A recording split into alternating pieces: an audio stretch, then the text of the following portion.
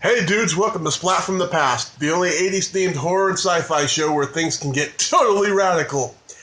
Now today I will be welcoming back my old friend, Jan Gan Boyd, and we will be talking about, I can't believe it, she's got a new movie she just made. Yeah, I don't know how much detail she can give because she just shot it, but I can't believe it. She hasn't acted in a while and she's been doing office work and stuff. I feel so flabbergasted. Like, our episode we did previously, it's like one of my top, most viewed episodes on YouTube. Like, maybe did that have something to do with it? A career reassurance or something? Who knows, but I'm going to find out. So, I will be talking to Jan Gan Boyd in just a few moments. Hey, Jan, welcome back to the show. Hi, Tommy. How are you? I'm pretty good. How are you? I'm great. Life is wonderful. Or it can be. How are you? Is your show doing well? It's doing okay.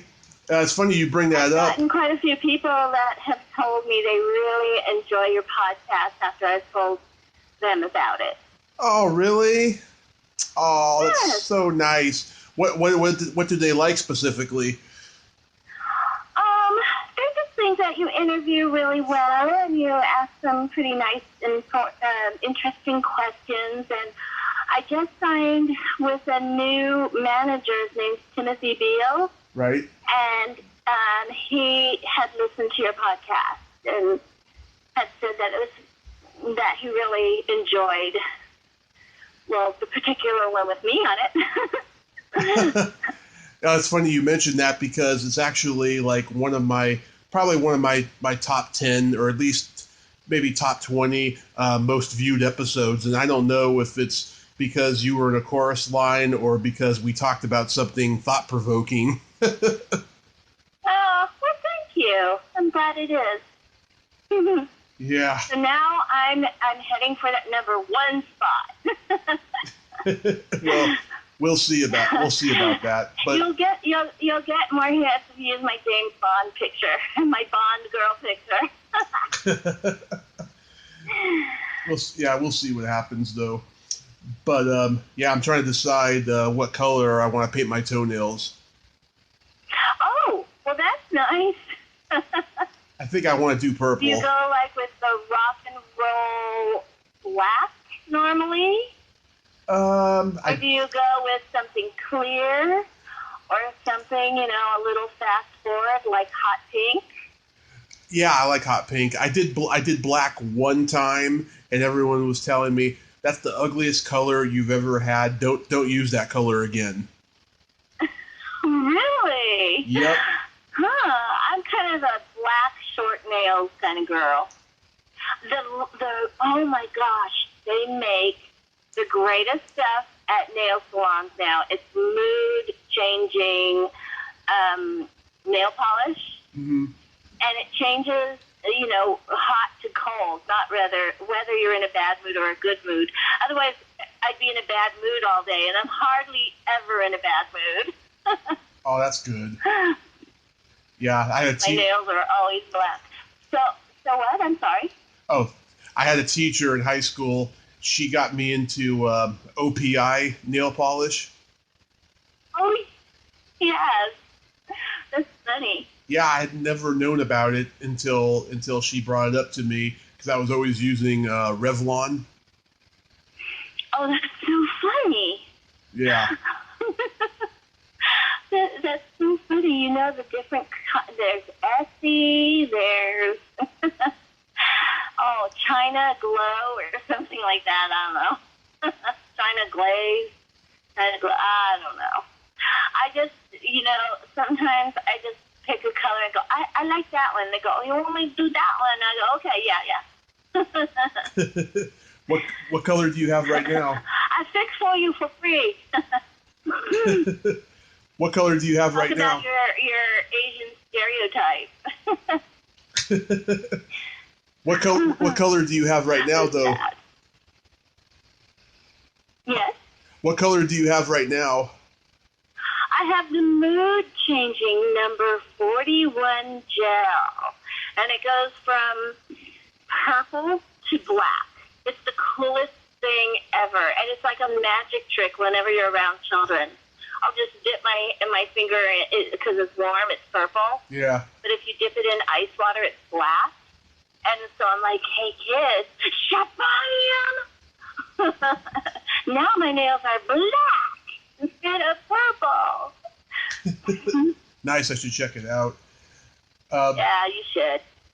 So how did you get to just be doing a movie? Because you haven't really done a movie in a long time. Well, you know what? This is really fascinating. I mean, let's see. I'm in the process of putting together a documentary short that I want to direct. Mm-hmm. And it's a documentary geared toward children. And I'm doing a bajillion things. One of the things I'm doing is starting a foundation. It's a nonprofit organization to teach children about the state of the world and our natural resources. Our natural resources are diminishing at just an unbelievable record pace.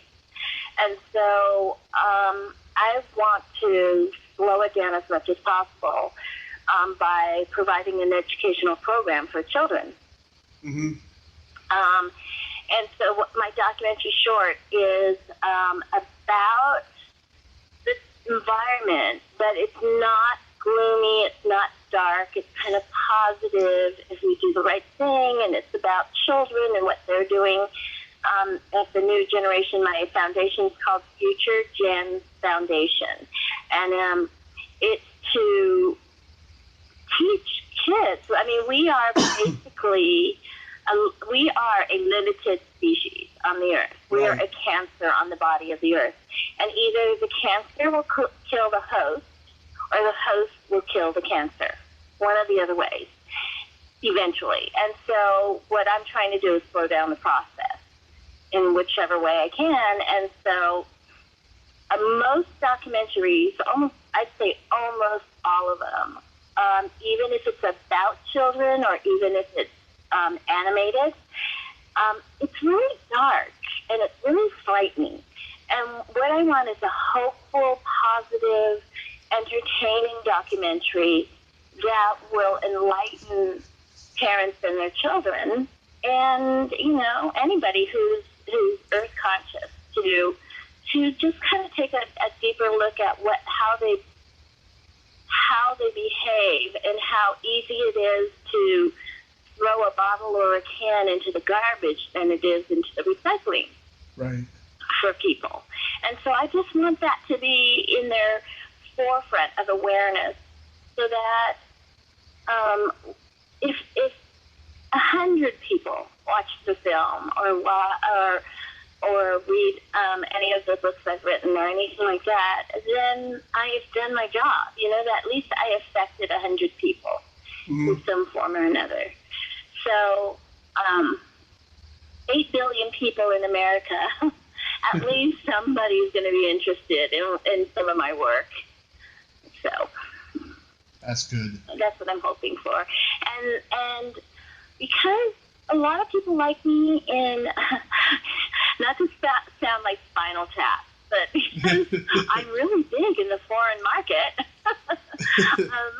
hopefully other countries, people will, even if it's 100 people in China or 100 people in Japan that watch my film or listen to some of my work or read some of my books, then they'll be, maybe more likely to try to reduce, reuse, replant, and reduce. Reduce, reuse, replant, and what's the fourth thing? Recycle. Duh. My brain's fried. But what about Anyway. Obviously, you can't disclose full details of this, but you just got done doing a movie in New York.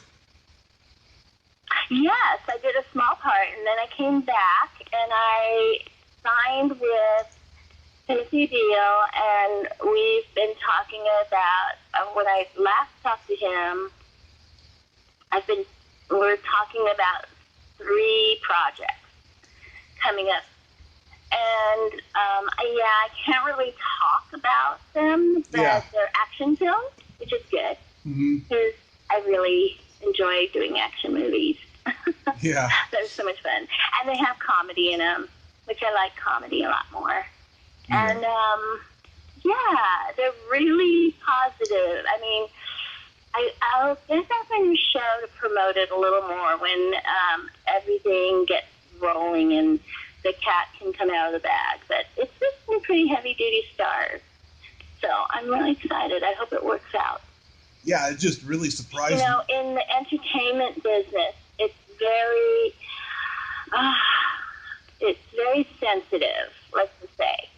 Like, you could be, I was scheduled to do a movie with, my mind's going blank. David Bowie. Right. I had this film, and we were all set to shoot, and just before contracts were signed and the date was even set to start filming, they shelved it, which means they just decided, we're going to maybe do this film later. And, never ended up doing it, which was really a shame because I screen tested with David Bowie, and I met him on several occasions and adored him. Yeah. And it's just heartbreaking, when it doesn't work out. Oh, yeah. That's really sad. Is there anything in the news that's currently bothering you? Oh, wait. It's probably easier to pick the things in the news that aren't bothering me. I mean, I think, you know what? I'm thinking that there's so much in the world that there's so many different things we can focus on, from human rights to gun control to abortion or anti-abortion or whatever. I mean, there's so many things that, besides politics, that I think it dilutes the ability for people to form a group and fight against one particular item. And so I really, truly believe that we need to take a stance on something. Instead of being, what is that saying? I think it's jack of all trades, master of none. Yeah. I believe that it's very, very hard to solve so many of the world's problems because we can't focus on one of them. And so that's why I'm starting this Future Gen Foundation. So at least I'm doing my part to focus on one particular level, and that is on the earth and our future generations of children. Because, most people that are old, a lot of people don't care. They don't care what's going to happen in the future. They want the here and now. They want it immediately, right. And they want success immediately. When I wanted to be a dancer, I took 10 dance classes a day till my feet were bleeding, and I just, could barely keep down food, but I knew I had to eat. I wasn't an anorexic dancer. I was never an anorexic person because I knew my body needed certain nutrients in order to perform. Right. So, it's kind of the same thing. I think a lot of people don't want to put in the work, but want the instant gratification. And they're, for the most part, I think a lot of people are self-serving, and I blame, and I know this sounds really kind of bad, and some people, I mean, a lot of people probably don't agree with me, but I think reality television shows has been the downfall of American culture. I agree. It has brought us down to a level of unintelligent people who are famous for being dramatic or being, needing some sort of therapy. I so fucking agree. I mean? Yeah. Or it's just glamorizing people on their looks or on how much money they have or how crazy dramatic they can be, to where normalcy, which is actually a very good thing, is boring to most people. Yeah. And I think they believe they can be a big star or a big celebrity without having to train and take 10 dance classes a day. I just want to be a star. Well, why? Because you have money, or because you're pretty, or because you drink a lot and you sleep with, half the neighborhood? I don't think so. That's not, part of the value system of what I find should be a celebrity. Oh, yes, I agree. No, it's not based on talent. And I've always thought that, and I'm being very, opinionated, but I love that's it. always been my view. I mean, I've never liked the idea of dropping off, 14 people and saying, okay, be in this wilderness and try to survive, right? Right. And yet, okay, you have to survive in an area where people live.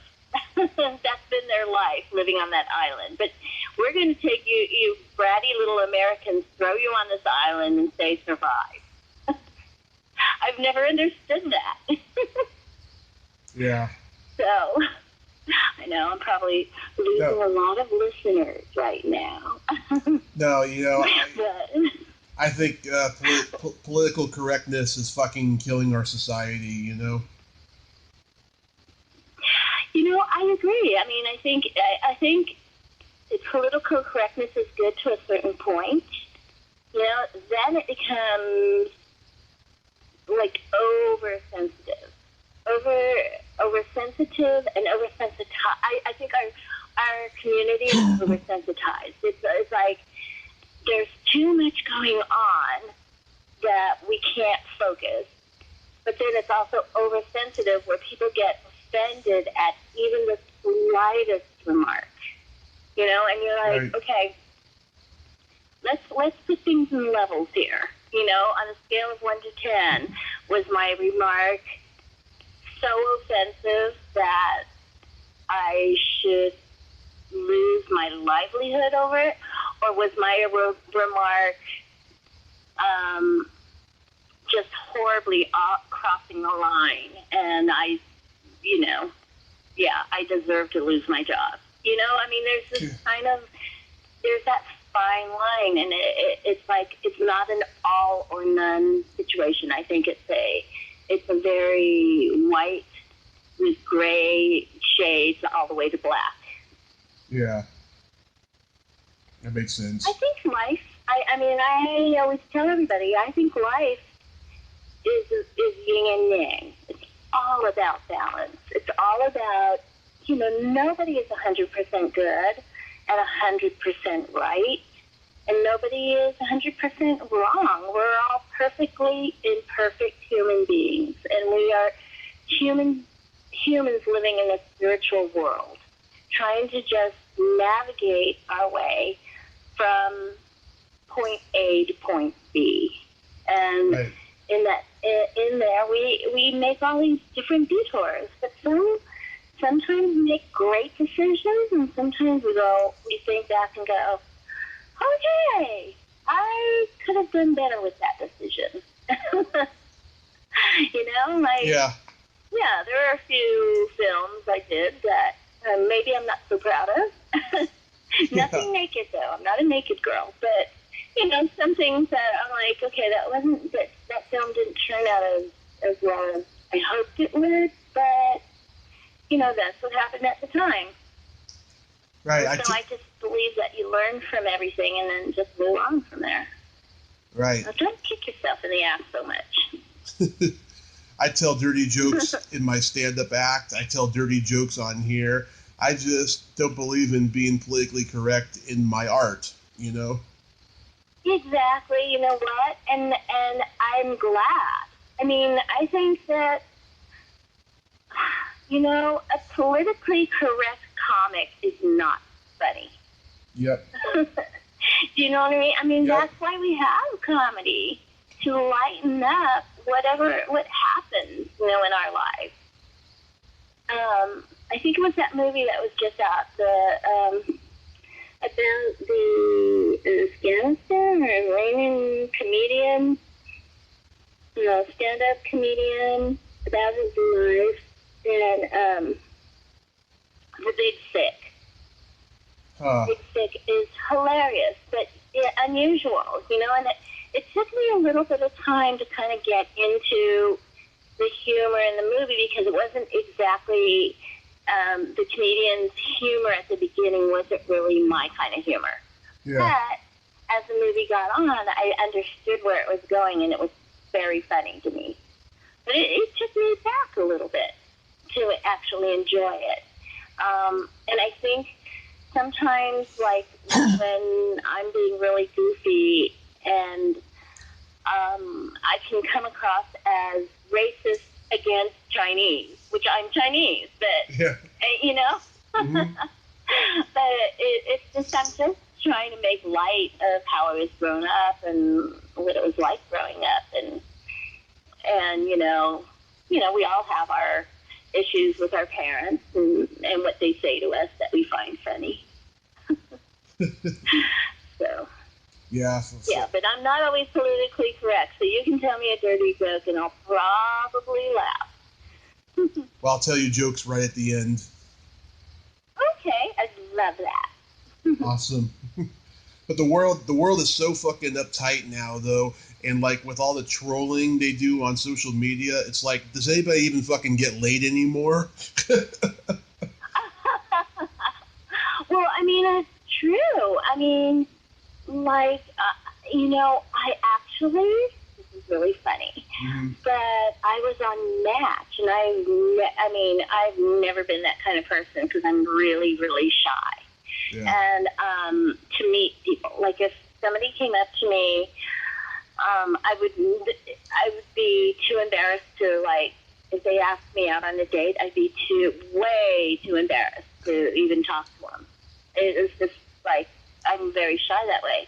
So I went on Match, and one of the things that I realized somebody had said was, "Are you a TG?"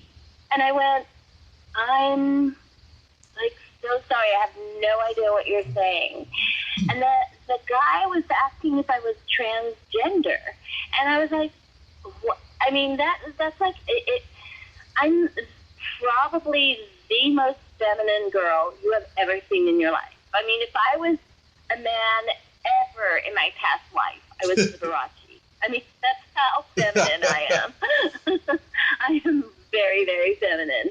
And so when he said that, I looked at him like, what makes you think there's anything male about me? I mean, I didn't know. And then he was telling me that a lot of Asian transgender men are really beautiful. They look like women.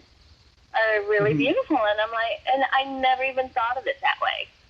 Huh. The thing is that was the furthest thing from my mind that anyone would ever ask me. Is if I was a transgender. I mean, just because, I don't know. I mean, I think I really look like a woman.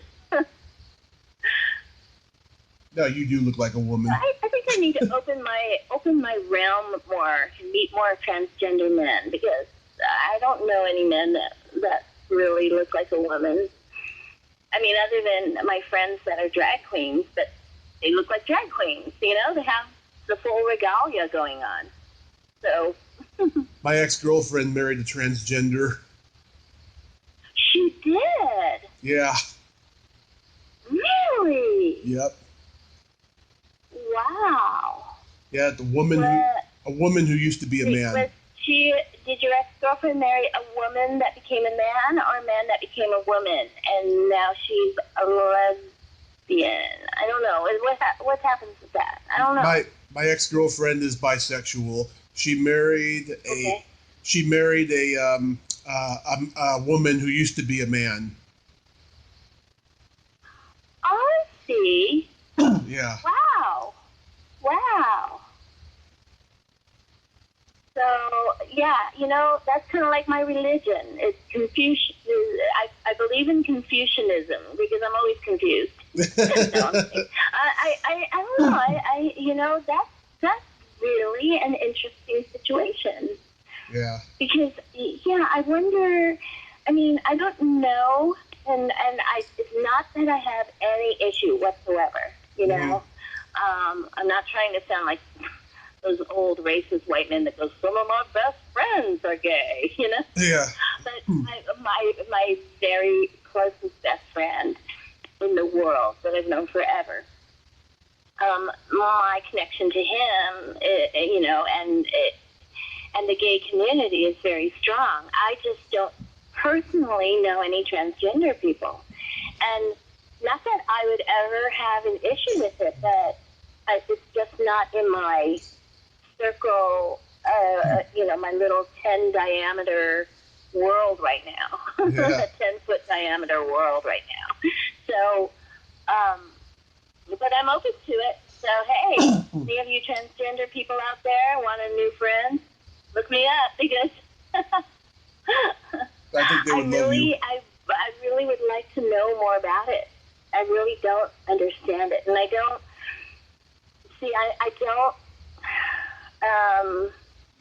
I think one of the things I don't like is about reality shows is,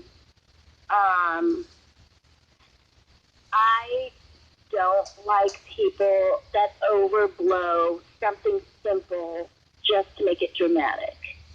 Like instead of a can hitting your foot, yeah, it hurts, but do I have to go to the ER for it? No. Do I have to scream like someone just is raping me? No. But it hurts when you have a can fall on your foot. That kind of thing. So I don't like overly dramatic, publicly over dramatic people. Yeah. It's just because I'm in that way. I'm shy. Like I'm totally fine talking to you on the phone right now. Oh, I sound like a California girl. It's totally like fine talking to you on the phone right now. Little California girl, but yeah, if we were out in public and you were to start like being really loud and I don't know, just overly dramatic, I'd go, okay, I'm gonna just kind of head over here. Did you know yesterday? Yeah, but I adore my friends that are drag queens. I adore them because I get the greatest makeup tips from them. Did you know? If my feet were bigger, I'd share my platform shoes with them. But oh, my feet are huge. I theory. Yeah. Did you know that yesterday was National Belly Button Day? No, I did not. Yep, sure was. How do you celebrate that? I don't know. I mean, I guess you ask a person, oh, do you have an innie or an outie? Can I see it? Is that seriously? You're joking. No, it's true. Really? If someone asked to see my belly button that I didn't know, I would say my foot will go out of my body and into your ass. It'll be an outie into an innie. I have no idea. That's so weird. It's funny what unusually people would celebrate, like belly button day. I would never even think that they would have a belly button day. Mm-hmm. That's really weird. Yeah, I did. Like, what do they do? Give free piercings for that day? Like National Donut Day, you get a free donut here and there or something like that. or National Chocolate Chip Cookie, you get a free chocolate chip cookie. Yeah. If you, on National Belly Button Day, do you get like a free belly button? Do you? I doubt it. What do you do with that? I doubt it. I have no idea. I have no idea. Yeah, and if you have a really fat belly, do you make it talk on the internet? Like, have your belly button talk? Oh, I can. Hello, it's National Belly Button Day. Hello. Hello. Hello. Oh, hello. It's my belly button. So funny. I dated an Asian girl when I was 19. She had a belly button fetish, and let me tell you the whole story about the two Asian girls I've dated. So there's one girl, like, I knew her all 4 years. Would you say you have Asian flu or yellow fever? No, not really. You call it yellow fever. I call it the Asian flu. It's like when people like only want to date Asians, men or women. Yeah, I don't know, but like, so like I knew this girl in high school for like 4 years. We didn't talk, and then like senior year, we were doing a student government project, and she was a little flirty with me, but she had a boyfriend at the time. And then, but after homecoming, they broke up, and then she was dating another guy. And I remember backstage while we were doing a play, she had this gold key, and she was like lifting up everybody's shirts and like sticking it in their belly buttons, you know. And she did it to me, of course.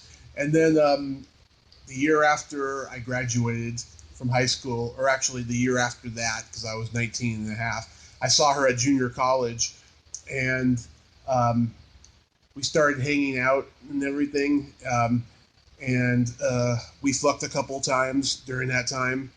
And she was dating somebody that had been on my football team in high school, which I didn't know. And at the same time? Yes. Ooh.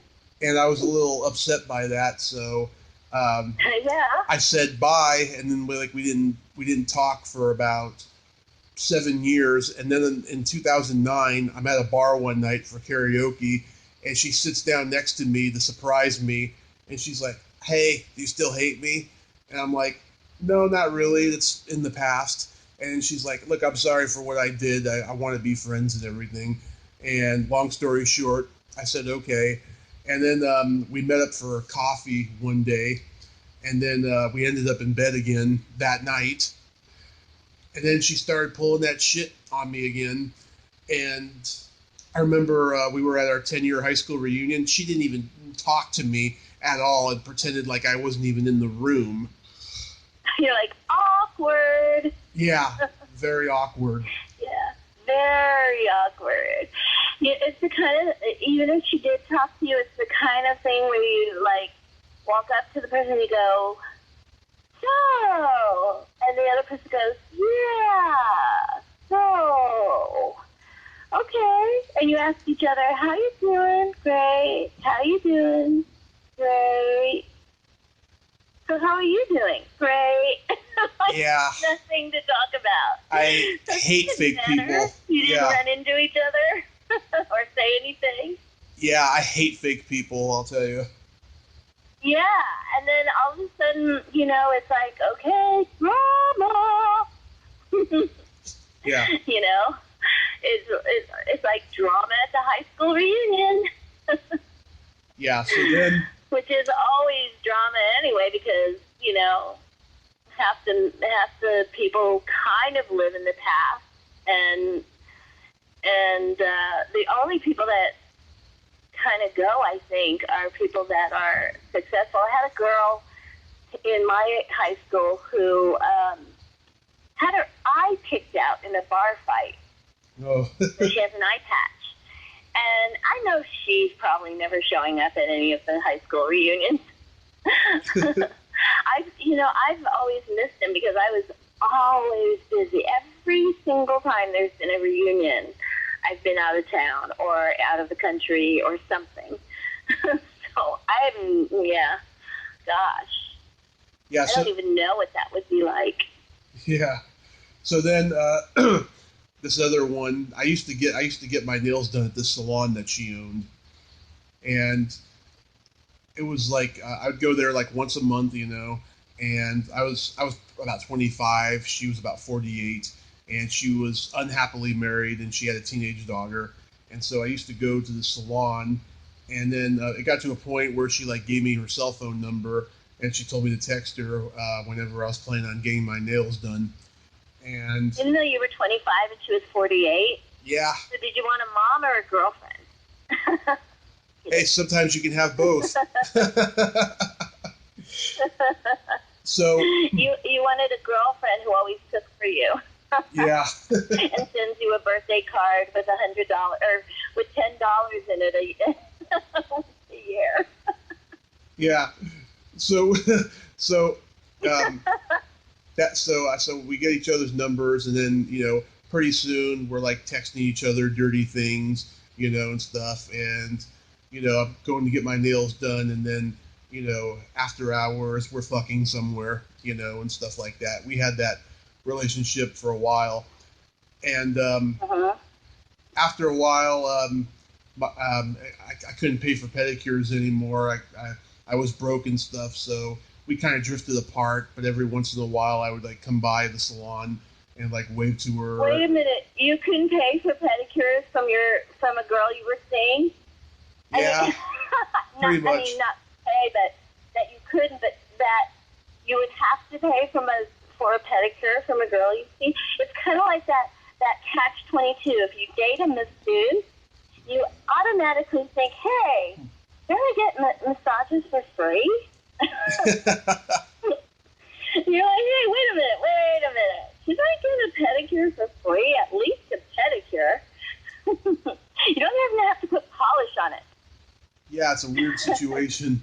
I remember one time, though, she moved her salon a little bit further down the street, and there was this big opening for it, right? And they were like, let's pretend her name was Marla. Where's Marla? Where is she? And like somebody went to go find her, and of course she was in the back. She was in the back of the salon giving me a blowjob. No. Yeah.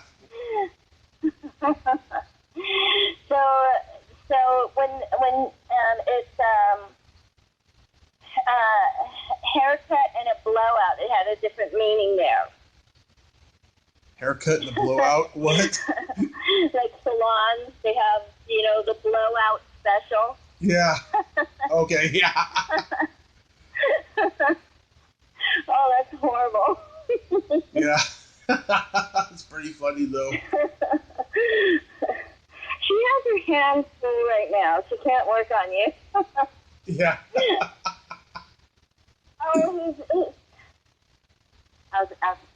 Joey, he's downstairs going, what are you talking about up there? I'll explain later, honey. So that's amazing. Yeah, it was pretty amazing. Yeah, and that's always an awkward situation, Yeah. Like, oh, okay, I guess I have to find another salon. Yeah, well, I didn't get my nails done after 2010. I just got to a point where I was just like, I'm going to do it myself so I can save some money. Yeah, that's always a plus, too. Plus, nail polish out right now, gosh, they have, like you said, like OP, SE, all of them. They have the coolest colors now. Yeah. And sometimes I like to change my nails, like, color, and just, like, with my mood. Thank God I can do my own nails, because then it works out really well. But if I wasn't very coordinated and couldn't do my own nails, I'd be at a salon all the time, constantly. Yeah.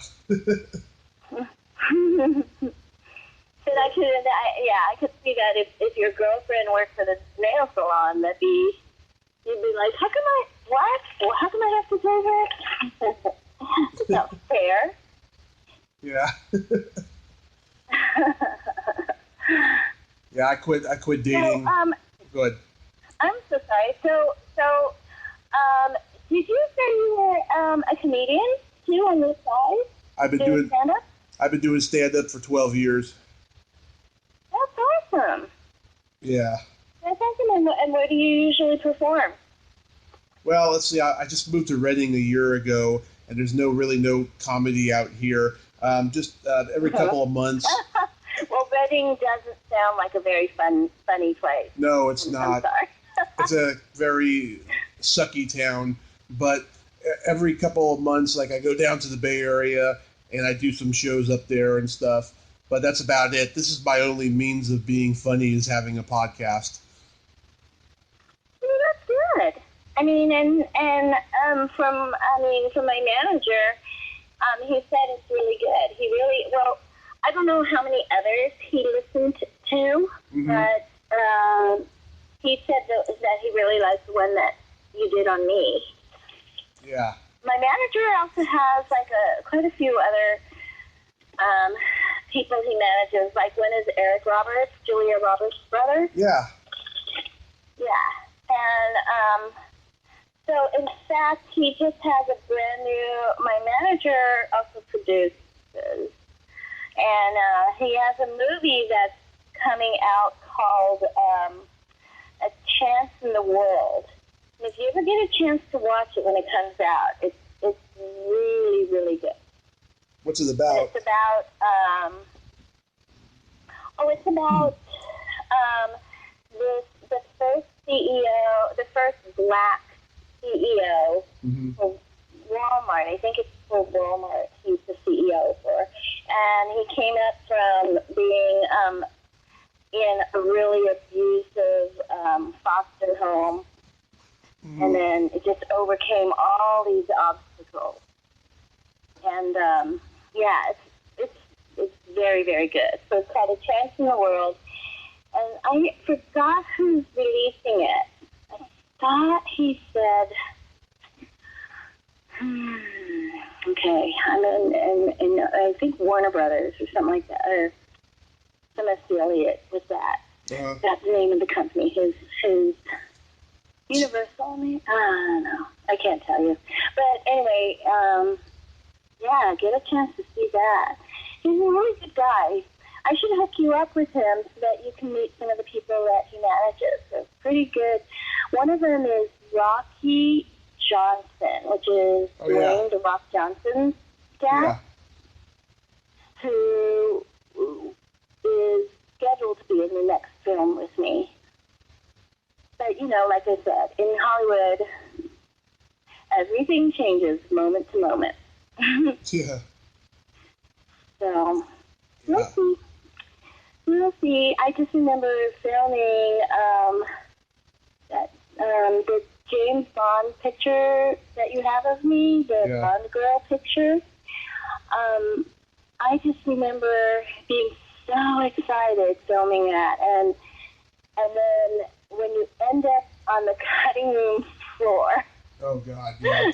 you go, okay, well, that's how it goes, and that happens a lot of times. Yeah. I was in Cheers, and it was the one when Rebecca wears Kirstie Alley is wearing a wedding dress, and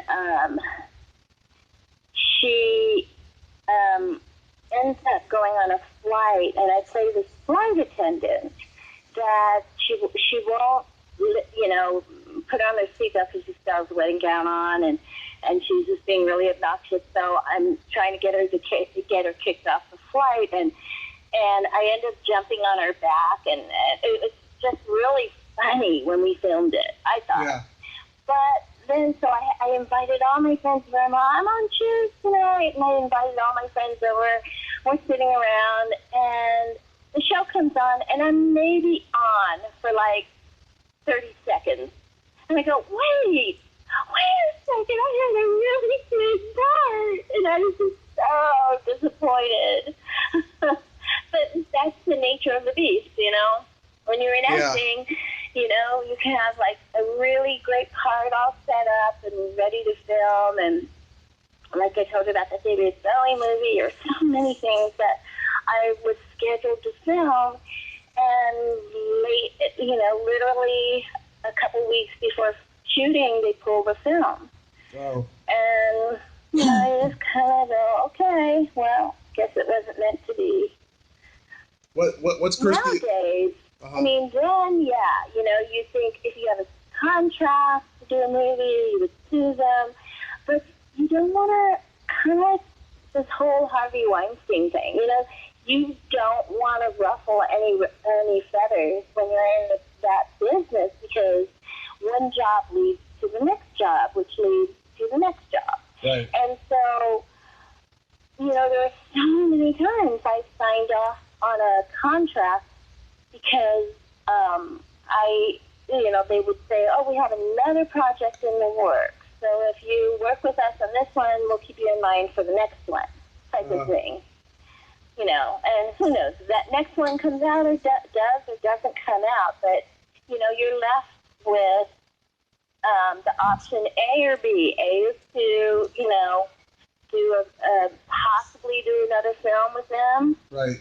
And sign this release, or B, sue them and get blackballed from the industry. So pretty much I chose A most of the time. I would say I chose A all of the time. And I know some people that challenged it.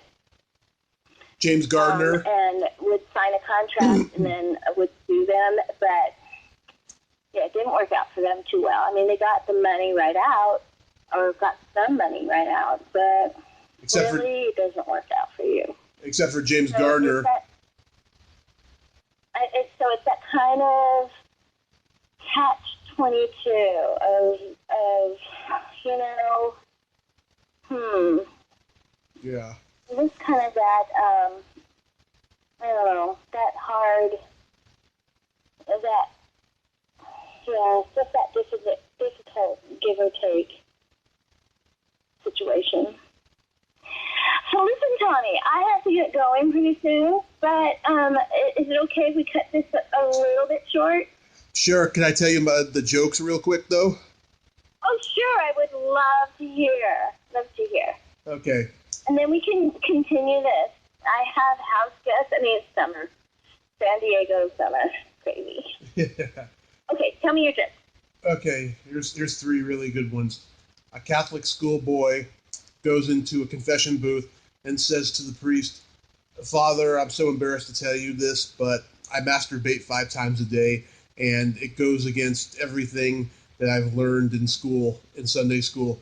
And the priest says, "My son, you are forgiven.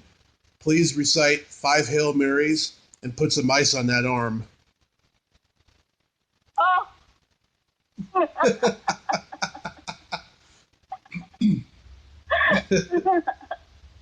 I would say recite 5 Hail Marys, and you washed your hands before you came in here, for sure, right?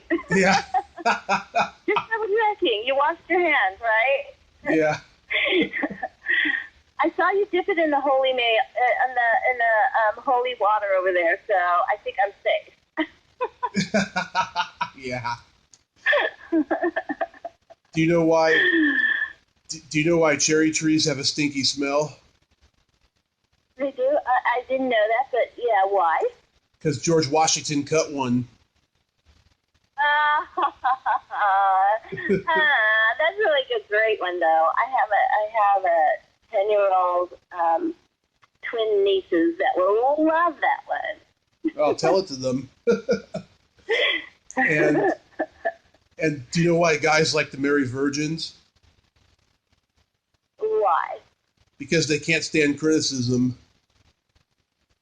Oh, that's a good one. Thank you. Sorry, but that joke was too short. It's okay. That was just a small joke. Yeah. I'll have more for you next time. What? I'll have more for you next time. Okay, that sounds great.